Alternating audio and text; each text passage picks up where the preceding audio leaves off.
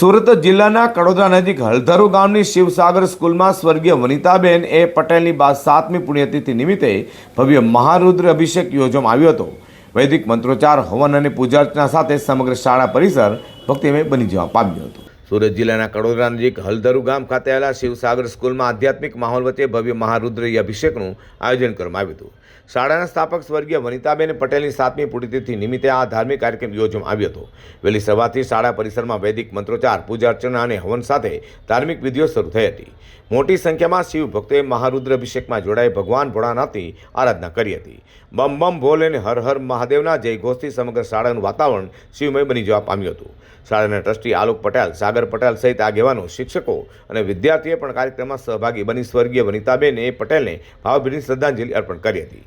લંકા વિજય આશ્રમના મહંત શ્રી 1008 સીતારામ બાપુ સહિત સાધુ સંતોની ઉપસ્થિતિએ કાર્યક્રમને વિશેષ આધ્યાત્મિકતા આપી હતી। સ્વર્ગીય વનિતાબેન પટેલના શિક્ષણ ક્ષેત્રે યોગદાન અને સેવા ભાવનાને યાદ કરી શાળા પરિવાર તેમની સ્મૃતિને શ્રદ્ધાપૂર્વક નમન કર્યું છે। સાધુ સંતોના આશીર્વચન અને હર હર મહાદેવ, બમ બમ ભોલેના જયઘોષ સાથે આયોજિત આ કાર્યક્રમમાં સૌએ ભગવાન ભોળાનાથના દર્શન કરી આશીર્વાદ મેળવ્યા હતા।